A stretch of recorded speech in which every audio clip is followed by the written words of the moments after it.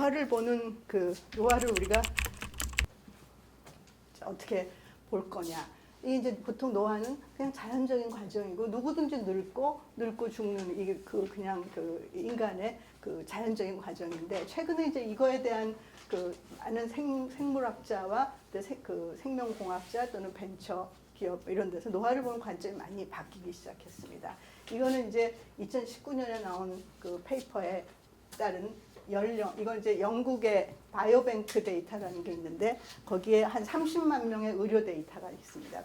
보면은 이 우리가 보통 나이가 많아서 드는 노인성 질병이라고 하는 암이나 당뇨, 치매 이런 것들 보면 30세에 비교해서 70세로 보면은 이 발병률이 거의 지금 오더로 투오더라는 얘기는 100배 이상 늘어난다는 거죠.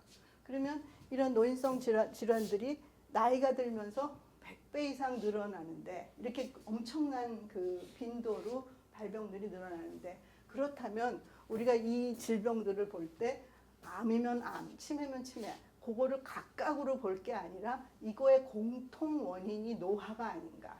노화도 자연적인 과정이라기보다는 뭔가 고칠 수 있는 병리적인 과정으로 보고 접근해야 되는 게 아닌가. 그리고 임상시험을 할 때에도 지금 암은 종류별로 다 따로 임상시험을 하고 뭐 병마다 다 임상시험을 하는데, 그 약을 테스트할 때 그 임상시험을 각 종류마다 할 게 아니라 그거에 만병의 근원이 되는 노화를 이게 촉진하는지 노화를 지연시키는지를 봐야 되는 거 아닌가. 이런 이제 관점으로 보기 시작을 하는 거죠. 그래야만 건강 수명을 늘릴 수 있고 여러 질병으로 인한 수명 단축과 또 경제적인 그 의료 부담의 경제적 손실도 막을 수 있다라는 그런 이제 관점입니다. 그래서 이제 이런 관점을 그 갖고 있는 이제 그 학자들과 이제 여러 그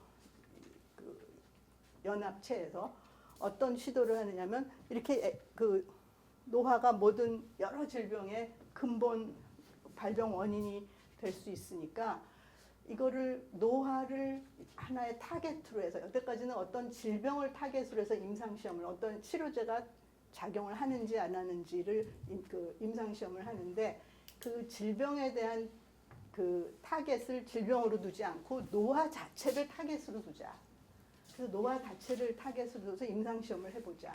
근데 임상시험을 할 때 이 노화를 치료하는 약을 뭘로 쉽게 쓸 수 있는 약을 뭘 쓸까 하다가 메트포르민이라는 당뇨병 약을 시도를 하기 시작했습니다. 저 메트포르민은 보통 당뇨에 처방을 하고, 우리나라에서도 당뇨 하면은 저 메트포르민, 저게 값도 싸고 굉장히 안정적인 약이거든요. 근데 이 메트포르민의 부작용이 아니라 사이드 이펙트 중에 뭐냐면, 저거를 처방받은 사람이 저걸 먹으니까 당뇨만 해결되는 게 아니라 굉장히 활력이 생기고 더 젊어졌다라는 그런 이 보고들이 굉장히 많았어요.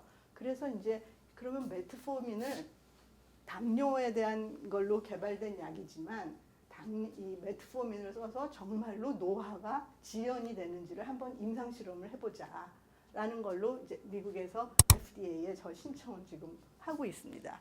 그래서 이 운동의 경우는 이 그 시도는 메트포르민을 복용하면 에이징에 의해서 유발되는 암이나 치매, 심장병, 당뇨병들이 다 같이 개선되는지.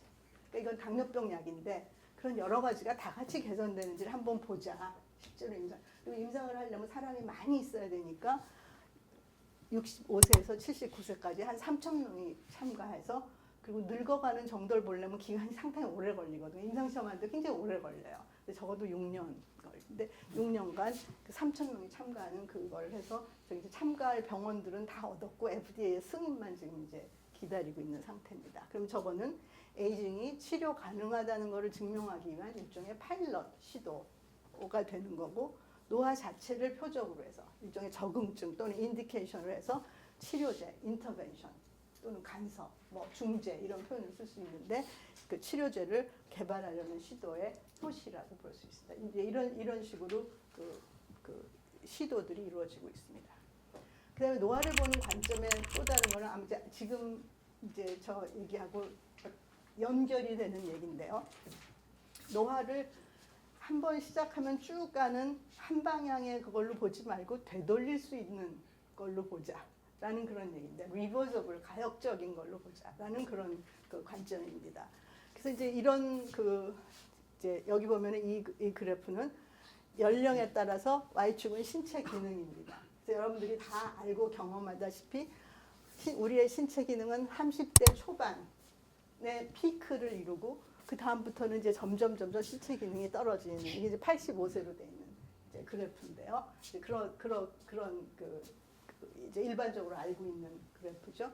그러면 우리가 노화를 지연을 시키면 노화를 방지하는 여러 가지 생활 습관이라든가 다이어트라든가 뭐 이런 여러 가지 운동이라든가 이런 하는 거가 노화를 다 지연을 시켜서 한 100세까지 이게 천천히 떨어지게 하는, 그게 이제 일종의 프리벤션이라면, 치료는 인터벤션은 예를 들어서 40대 초반에부터 그 기능이 좋을 때 그때부터 뭔가 적극적인 어떤 치료나 어떤 걸 해서 그 기능을 계속 유지하거나 아니면 기능을 더 좋게 만들자라는 그런 그 시도를 꿈을 꾸고 하고 있다는 겁니다. 그러니까 이제 그런 생각을 하고 이제 시도를 하고 있다는 거죠.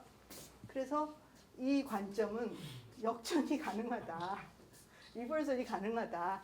그래서 치료제나 기술의 발전으로, 그게 이제 인터벤션이죠. 생물학적 나이를 돌려서 회춘, rejuvenation, 이제 영어로 rejuvenation인데 회춘이 가능하다는 견해입니다. 그럼 이제 이 견해는 건강 수명만 늘어나는 게 아니라 수명 자체를 확 늘린다라는 그런 이제 그 관점인 거죠.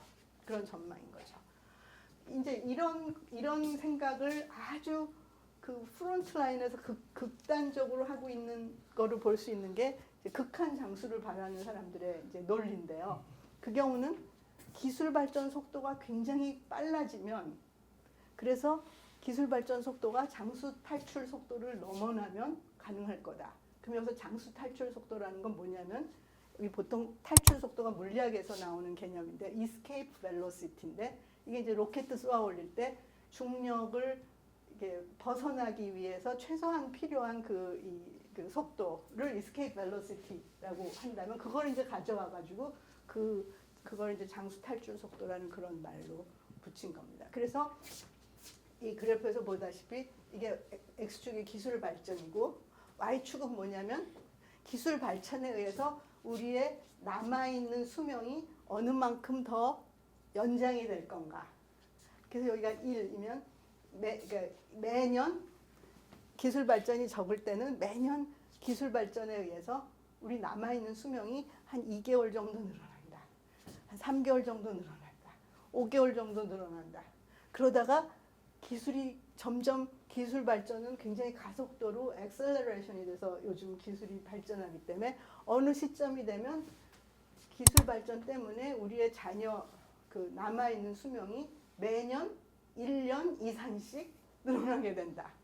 그럼 매년 1년 이상씩 늘어나면 그만큼 젊어진다는 얘기잖아요. 그러니까 이론적으로 그런 얘기를 지금 하고 있는 겁니다. 그래서 기술 발전 속도가 장수 탈출 속도, 이게 이제 그 1년을 살짝 넘는 그게 이제 장수 탈출 속도라면, 이 매년 거의 가속화되고 있는 기술 발전이 그 장수 탈출 속도를 넘어가게 되면 매년 1년 이상씩 젊어질 수 있을 때가 되면 극한 장수가 가능해진다는 전망을 하고 있고, 저런 쪽으로 굉장히 노력을 하는 그 집단들. 근데 그게 아주 터무니없는 그 공상인 사람이라기보다는 약간의 그 비저너리들이 이제 이런 생각을 하고 있는 거죠. 여러분들이 알고 있는 그래서 이제 이걸 제일 먼저 제안한 사람은 영국의 노화학자인 오브리 드 그레이라는 사람인데, 이 사람은 무드셀라 파운데이션이라 해서, 혹시 무드셀라라는 이름이 들어보신 적이 있는지 모르는데요. 성경에 나오는 노아의 할아버지죠. 근데 거의 1000살 가까이 900 몇십 살까지 사셨다는 분이 무드셀라예요. 그래서 장수하면은 대표적으로 얘기하는 이름이 무드셀라거든요. 노아의 할아버지. 그래서 그 무드셀라 파운데이션의 코파운더고 장수 탈출 속도라는 이름을 붙인 재단의 이제 대표인데, 이 사람이 이제 이런 얘기를 했는데, 이거에 상당히 많은 사람들이 그 미래학자들이 동조를 하고 있어요. 여러분들이 많이 이름을 들어서 알고 있는 레이 커즈와일 같은 사람, 이제 미래학자고 컴퓨터 과학자죠. 저 양반이 그 singularity is near라고 해서 그 특이점이 다가왔다. When humans transcend biology, 사람이 바이올로지를 넘어설 때. 그래서 이걸 2005년에 저 책을 내서 저게 이제 그 앞으로 그 인공지능이나 이런 거가 그 인간의 지능의 총합을 넘어서는 때를 이제 특이점으로 정의해서 그게 뭐 2045년쯤 올 거다라고 이제 낸 책이 이거죠. 근데 이 사람이 그 1년 전에 썼던 책의 제목이 Fantastic Voyage, Live Long Enough to Live Forever. 충분히 오래 살다 보면 영원히 살 수 있게 될 거다. 그러니까 이제 테크놀로지 발전에 따라서 이제 이런 얘기들을 하고 있는 그런 이제 전망도 매우 극단의 한 포인트지만 그쪽을 얘기하는 것도 여전히 있다는 거를 소개를 드립니다. 생물학적으로 그 노화를 이제 볼 때 뭐를 그 생물학적으로 볼 때 이거는 늙었네. 이게 이제 노화를 그 나타내는 여러 가지 그 현상을 이제 분자나 세포 또는 조직의 차원에서 이렇게 생명과학자들이 노화를 연구하는 생명과학자들이 그 보고 있는 현상들이 이제 그 여러 가지로 정리가 되는데 이것도 다 중구난방으로 연구를 하다가 그 한 10년 전쯤에 노화학자들이 다 모여갖고 우리 좀 말도 통일하고 분야도 통일하고 서로 이걸 한번 정리해보자 해가지고 뭐를 노화로 볼 거냐 해서 그 노화의 홀마크를 9가지로 정리를 했습니다. 그래서 이거는 어려운 단어니까 그냥 맛만 보신다 하고 넘어가세요. 그래서 하나는 DNA 손상으로 인해서 유전체가 불안정해진다. 노화된 세포들은 또 노화된 조직들은. 그다음에 염색체의 끝부분이 텔로메어인데 텔로메어가 점점 짧아진다. 닳아서 짧아진다. 그게 노화의 한 그 특징이죠. 또 하나는 유전 정보의 발현 여부를 조절하는 아까 들으셨죠? 후성 유전체가 바뀐다. 그게 이제 또 하나의 거고. 그다음에 단백질이 항상 그 제 기능을 하면 모양이 있어야 되는데 모양이 막 망가져서 이게 변형이 되면 그건 금방 그 없어져야 되거든요. 그런 걸 이렇게 다 조절하는 게 항상성인데 그 항상성이 망가진다. 그러면은 그런 변형된 단백질이 막 쌓이죠. 뭐 그 치매 같은 게 대표적인 그런 거죠. 그래서 그런 것들. 또 대사 변화로 인해서 영양소 감지 능력이 바뀐다. 많이 먹었는데도 먹었다고 안 느끼고 막 세포가 거기 그런 식으로 그거에 대해서 대응을 안 한다. 또 미토콘드리아, 이거는 우리 몸에서 ATP를 만들어내는 세포 안에 있는 소기관인데 그거의 기능이 이상해진다. 염증을 일으키는 아까 말씀드렸죠. 노화세포가 축적이 된다. 그다음에 줄기세포가 없어진다. 줄기세포가 없어진다는 얘기는 재생 능력이 없어진다. 그러니까 조직이 다쳤을 때 재생 능력이 없어진다. 세포 간의 통신이 바뀌고 염증 분자가 생성된다. 이렇게 9가지로 정리를 했습니다. 그래서 그게 이제 이 그림에 나타나는데 이 각각의 9가지의 각각은 독립된 현상들이 아니고 또 서로 다 연결이 돼 있습니다. 그 복잡게 얘기하셨는데 이것도 아마 복잡게 해서 다루면 굉장히 그 좋은 그런 그 주제일 것 같습니다. 물리학자들이나 수학자들이 통계학자들이 좀 들어와서 그리고는 이게 최근에는 10년 동안에 또 더 징표가 다 늘어났습니다. 그래서 최근에 10년 만에 다시 3가지를 추가해서 예를 들어서 만성염증이라든가 또는 장내의 미생물 균총이 불균형해진다거나 이것도 다 노화된 세포나 노화된 조직의 노화된 개체의 특징이다 해서 징표가 늘어났습니다. 왜 이런 현상이 일어날까? 그리고 그 일어나는 메커니즘은 뭘까? 그러면 그 메커니즘을 알면 그걸 우리가 어떻게 컨트롤할까? 그리고 그걸 컨트롤할 수 있는 치료제를 우리가 테스트를 이거를 가지고 할 수 있을 테니까 이제 이런 거를 하는 게 이제 현대 생명과학의 그 일들이죠. 그래서 이들 징표의 개선을 통해서 노화를 늦추거나 또는 역전시키려고 하는 그런 노력들을 지금 하고 있는 겁니다. 그래서 이제 이런 노화를 역전시키고자 하는 그런 연구의 그 예를 몇 가지 들어보면 하나는 아까 말씀드렸던 노화세포를 없애는 겁니다. 몸속에 노화돼가지고 주변까지 다 망가뜨리는 노화세포를 찾아서 없애는, 늙은 세포를 없애는 거죠. 그래서 이 경우는 우연히 그 2015년, 18년에 그 미국의 메이오 클리닉의 의사들이 이걸 의사 과학자들이 발견했는데 백혈병 치료제로 쓰는 항암제 중에 나사티닙이라는 게 있고 그다음에 식품에 많이 들어가 있는 그런 식품 성분의 켈세틴이라는 게 근데 이거를 쥐의 노화된 세포에 처리를 해봤더니 그게 그 쥐의 그 에이징을 늦추더라. 에이징을 오히려 굉장히 젊어지게 만들더라라는 거를 발견을 했어요. 그래서 이제 그 다음에 노인성 질환을 가지고 사람을 대상으로 이제 임상 실험을 시작을 했죠. 그래서 이 경우는 그런 지금 그 나사티닙이랑 켈세틴이라는 거는 굉장히 구하기 쉬운 치료제거든요. 그래서 저거를 가지고 실제로 노화세포를 저게 없애는지의 실험을 이제 노인성 안질환 왜냐하면 안구는 몸하고는 조금 별도로 독립된 공간이거든요. 그래서 실험하기가 제일 그나마 용이하다 그래요. 그래서 노인성 안질환을 대상으로 이 두 성분이 그거를 이제 치료하는지를 임상 실험을 하고 있고 이제 이런 종류의 실험들이 이제 그 세놀리틱스라고 해서 늙은 세포를 없애는 그런 노력들이 진행이 되고 있습니다. 그리고 이제 그거랑 별도로 우리가 요즘 항암 치료할 때 그 표적 항암 그 암세포의 표면에 있는 그런 특정 단백질을 알아서 그거를 공격하는 면역세포 치료를 표적 항암제로 해서 면역세포 치료 많이 하거든요. 그게 많이 발달이 되는데 그거를 그 방법을 동원해서 노화세포의 표면에 있는 노화세포 특유의 그 단백질을 인지해서 면역세포가 그거를 공격하게 하는 그런 그 노화세포에 대한 표적 항암처럼 항노화 표적 면역 치료제 개발하는 것 또는 항암 백신처럼 노화 백신도 개발하는 이런 일들이 이제 암세포를 항암 과정을 발달했던 테크닉들이 이제 이쪽으로 돌아서 그 항노화 쪽으로 활용이 되고 있습니다. 그다음에 이제 또 하나의 그 연구는 아예 세포를 재설계해서 회춘을 시키는 겁니다. 그래서 분화 과정을 도드는 역분화죠. 근데 여기에 이제 분화 과정이 설명이 되어 있는데요. 우리가 분화라고 하면 정자와 난자가 만나서 수정란이 되고 그게 이제 세포 분열을 해서 포배기가 돼서 이 안에 있는 세포 덩어리 중에 일부가 줄기세포라고 해서 이게 이제 배아줄기세포인데 이 줄기세포가 이제 뭐 내배엽, 중배엽, 외배엽으로 분화가 되면서 최종적으로 우리가 알고 있는 뭐 내장세포, 뭐 혈구세포, 뭐 피부세포 이런 식으로 분화가 되죠. 이 과정을 분화라고 하고요. 맨 처음에 수정란은 전능한 모든 그 능력을 다 갖고 있다 해서 토티포텐트, 전능세포라고 하고 이 줄기세포는 여러 가지로 분화될 수 있기 때문에 만능, 플루리포텐트, 만능세포라고 얘기를 합니다. 그래서 이제 이 과정을 분화라고 하는데 이 모든 과정이 에피제놈이 변하는 그런 과정입니다.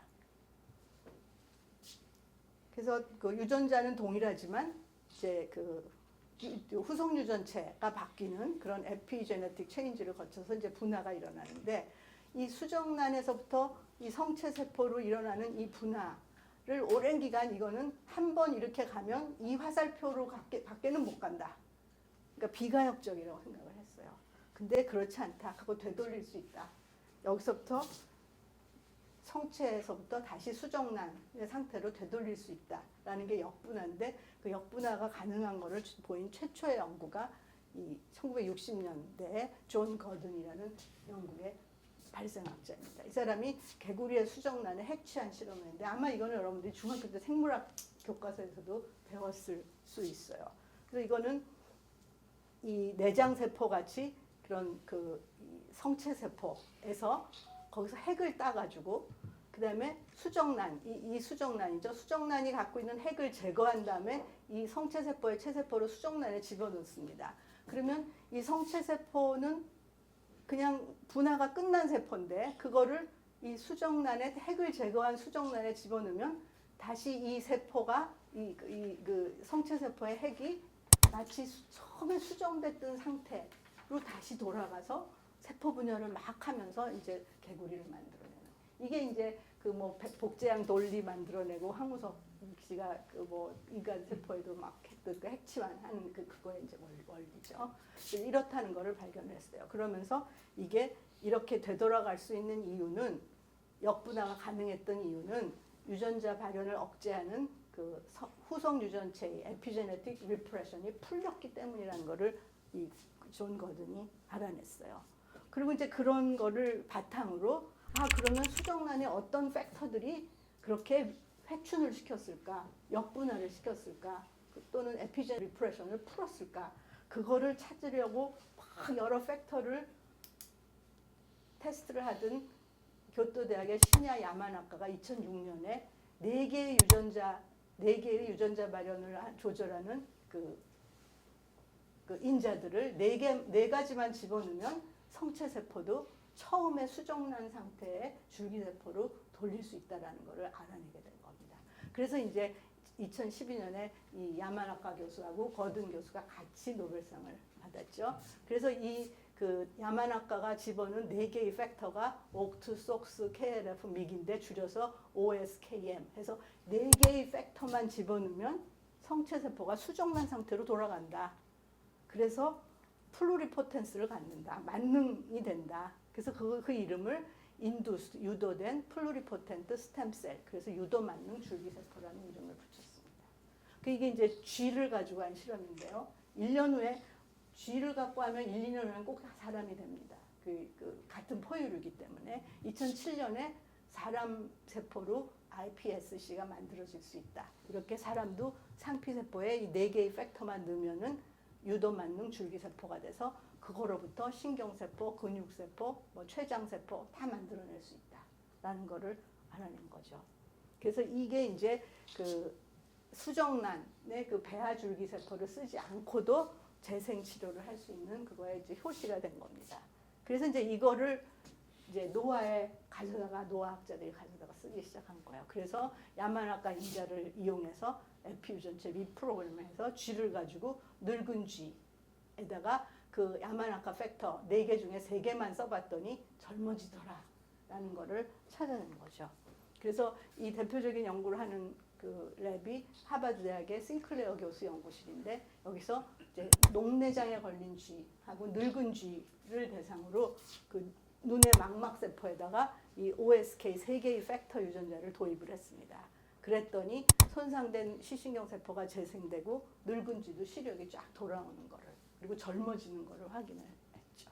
그래서 그 DNA 매칠식에도 다 젊은 걸로 확 돌아가 버리는 걸 관찰했어요. 그래서 역전이 가능하다. 이거를 이제 보여줬죠. 그러면 이 3개 유전자는 일단 도입이 되면 항상 저 유전자들은 발현이 돼요. 근데 사실 우리는 항상 발현되면 불안하거든요. 그래서 저거를 보통 때는 꺼두다가 필요할 때만 켜둘 수 없을까? 해서 쥐를 가지고 그런 실험을 했습니다. 그래서 이거는 이제 소크 랩과 알토스 랩에 있는 벨몬테 교수이신데 아주 미량의 항생제를 가지고 유전자 발현을 턴 온 시키고 턴 오프 시키는 온 앤 오프 스위치를 할 수 있는 그 방법이 우리가 굉장히 많이 쓰거든요. 생물학 실험실에서.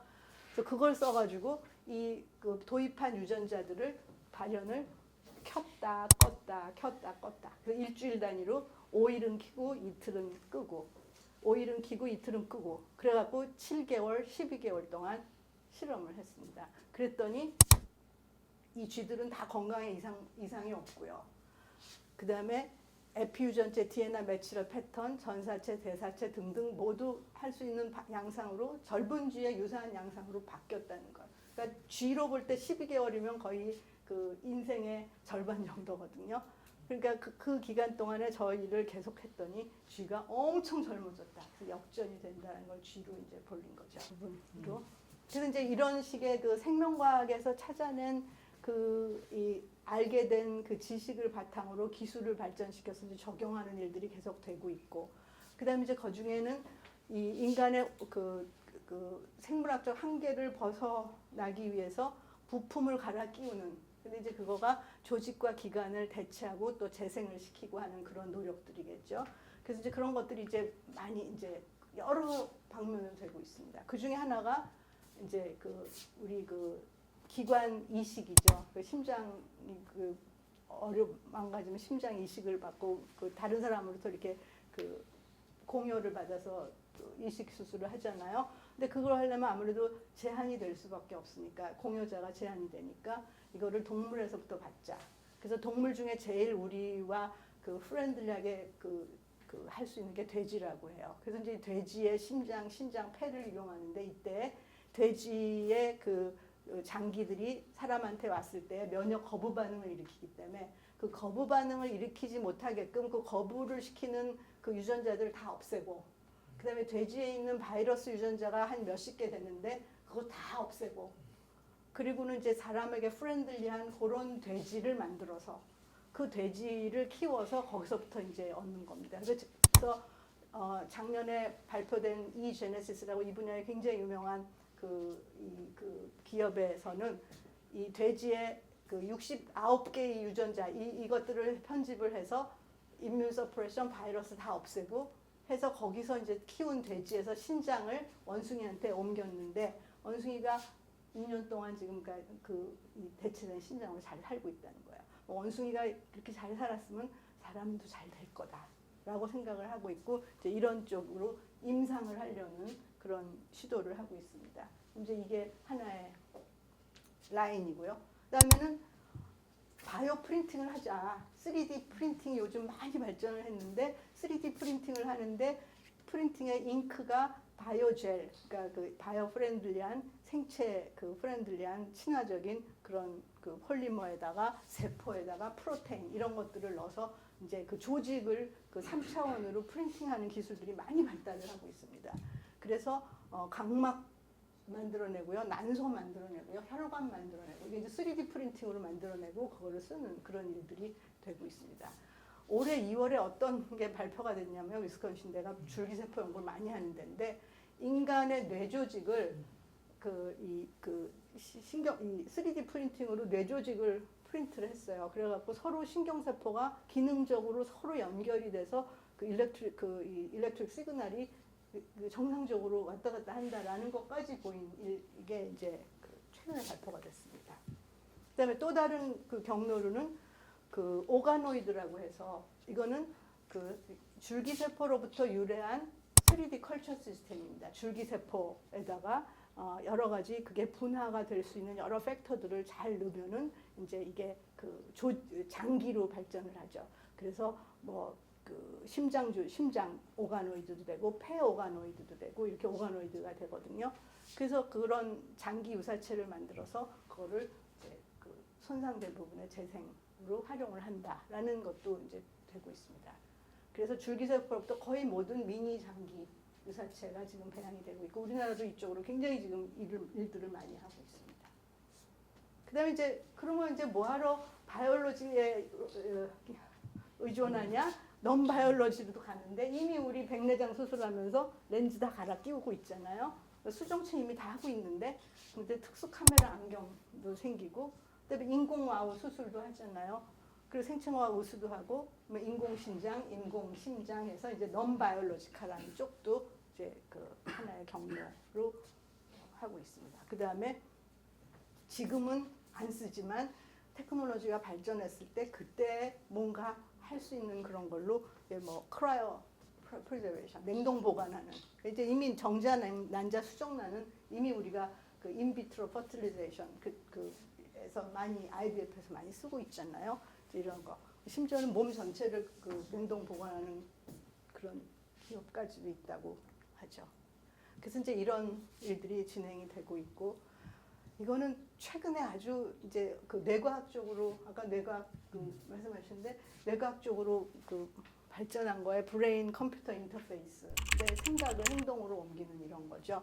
그래서 그 브레인 컴퓨터 인터페이스 경우는 보통 이게 웨어러블로 그 뇌에 침투 안 하는 비침습적인 그런 방법도 쓰지만 브레인 칩이라 해서 그러니까 뇌로부터 시그널을 얻어내려면 더 정확한 걸 얻으려면 서저리의 그 수술에 의해서 임플란트를 하거든요. 그 침습적인 브레인 칩을 이식을 하는데 여기 그림에서 보는 것처럼 마비된 환자의 그 뇌에 칩을 심어서 거기서 이제 그 신호를 읽어서 이 사람이 그 아바타를 활용을 해서 자기 말을 하게끔 하는. 그래서 최근에 이게 어느 만큼 발전했냐면 보통 정상인의 그 말 속도가 분당 150개의 단어를 얘기하면 한 절반까지 오는 70몇 개까지 얘기하는 수준까지 그냥 그 칩이 그 마비된 사람의 그래서 랭귀지는 이런 정도로 발달을 했다고 합니다. 그리고는 올해 1월에 뭐가 그 시작이 됐냐면 그 뉴럴링크라고 일론 머스크가 만든 회사죠. 거기에서 이 그 브레인 컴퓨터 인터페이스의 임플란트. 우리가 임플란트 하면은 보통 치아 임플란트 금방 생각하는데 이제 브레인 임플란트를 그 첫 이게 이제 환자가 전 세계적으로 한 50명 정도 저걸 했다고 그래요. 근데 저거를 이제는 대규모로 조금 더 많이 임상시험이 드디어 FDA에서 허가가 돼서 1월부터 임상시험을 시작을 했다고 하는데 이 그거의 경우는 지금 요런 정도의 사이즈예요. 근데 거기에 그 뭐가 들어있냐면 전국 1024개를 장착한 64개 유연한 고분자 섬유로 되어 있고 저거를 사람 외과 의사가 하려면은 그때마다 뭐 어렵고 하니까 아예 로봇 수술기로 그 이거를 임플란트 하도록 그 개발을 했고 그 다음에 거기서 읽어내는 전기 신호를 받아낼 때 예전에는 다 이렇게 줄을 이렇게 연결해 갖고 했는데 와이파이로 해서 무선으로 이제 해독을 하는 시스템으로 만든 게 지금 이 뉴럴링크의 BCI가 처음 이제 그 임상이 됐습니다. 이건 완전히 텔레파시인 거죠. 네. 그래서 그걸 내셔널 읽어서 그거를 행동으로 구현하는 일들이 이제 임상으로 들어가기 시작을 했다는 거죠. 그래서 이런 그 장수 불멸의 추구가 가져올 인사의 변화를 보면 소고령 사회는 이제 바뀔 거다. 그래서 건강 수명이 연장이 되면 좋게 보면 이제 고용도 연장되고 경제 활동도 증가하면서 의료 부담도 경감이 되기를 바라는 거죠. 그게 이제 좋은 쪽으로 보는 그거죠. 그래서 그렇게 그리고 이제 그렇게 되면 결국 오래 살기 때문에 삶의 방식이나 의미를 우리가 재정립할 필요가 있겠다. 그다음에 이제 이거의 하나의 문제는 사회적인 불평등인데 이런 테크닉들이 다 이제 처음에 개발될 땐 다 비싸잖아요. 그리고 이제 그거의 수혜를 볼 수 있는 사람들은 그만큼 경제적인 그 능력이 되는 사람이고 그래서 소득과 건강 수명과의 상관관계가 이미 지금도 있는데 이게 심화될 거다. 그리고 양극화도 심화될 거다. 그게 보급되기 전까지는. 그다음에 인간의 정체성 문제. 뇌를 제외한 모든 장기 교체에도 아 이건 사람이야 라고 하는데 이제 뇌까지 교체하면 어떻게 되나. 그리고 생각을 해독을 할 수 있다면 그 얘기는 그 신호를 다시 인풋을 할 수 있다는 얘기거든요. 그래서 메모리도 바꿀 수 있는 거고 그러니까 조작이 가능하고 그럼 거기서 사람의 인권은 어떻게 되는 건가 이런 여러 가지 문제들이 이제 그 앞에 있습니다. 그리고 인간이 생물학의 한계를 벗어나고 인공지능이 인간을 넘어서는 특이점 이후의 세상이 올 것 같은데 레이 커즈와일은 2045년이었는데 이 사람이 다시 후속판 책을 써서 낼 거라 그러는데 니어러 더 앞당길 거라는 책이 곧 나온다는 얘기를 들었어요. 그만큼 테크놀로지가 속도를 가속화하고 있다는 그런 얘기겠죠. 그래서 마지막 슬라이드인데요. 미래 변화에 대해서 이제 우리가 어떻게 대비를 할 건가. 지금 우리가 이 기술 발전이 얼마나 빨리 발전을 하고 있고 그 기술 발전의 속성, 그 다음에 속도, 그 다음에 그 양상에 대해서 우리가 이해를 해야 된다. 좀 더 많은 사람들이 이걸 이해를 해야 된다. 그리고 그 혜택이 뭐고 부작용이 뭔지에 대해서 굉장히 다양한 그 섹터에서 광범위하게 예측을 해야 된다. 그 다음에 그 혜택이 불평등할 때 그 시정을 위한 공공정책을 정부나 시민이나 기업이나 여기에서 그 공공정책을 계속해서 생각을 해야 된다. 그리고 부작용의 시정. 그 다음에 뭔가 선긋기 또는 속도 조절, 모라토리움이든 지연이든 뭔가 이런 거에 대한 얘기도 계속 나오는데 잘 안 돼요. 그래서 그런 거에 대한 대비. 그 다음에 생물 인간과 기계 인간, 이제 알고리즘을 포함해서 지금 뭐 몸의 부품만 없애는 기계가 아니라 그냥 이 시그널 자체, 뭐 외장하드 이미 우리 스마트폰이 외장하드 역할을 하고 있잖아요. 우리 지금 현재 생활에서. 그래서 그런 생물과 기계와 인간이 같이 살아야지 되고, 그다음에 인간도 만약에 유전자 편집이 된다면 지금 이미 몇 년 전에 그 중국에서 디자이너 베이비 만들어내갖고 난리 났었잖아요. 그래서 모라토리움 하고 그럼 사람에 대해서 그렇게 하면 안 된다 해서 그건 눌렀는데 그게 계속 눌러질 건지 조금이라도 이렇게 벌써 유전병을 유전자 치료해가지고 병을 낫게 하는 거는 임상시험이 다 허가가 되고 그런 치료가 났거든요. 그래서 이제 그런 게 점점 확대되면 GMO처럼 GM 인간과 그렇지 않은 천연 인간 네, 차이가 날 텐데 그거의 공존 시나리오도 우리가 생각을 해야 되지 않을까. 그게 언제 일어나? 50년? 지금 제 손자가 30살쯤 되면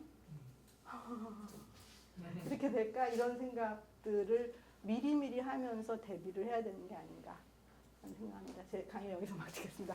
고맙습니다.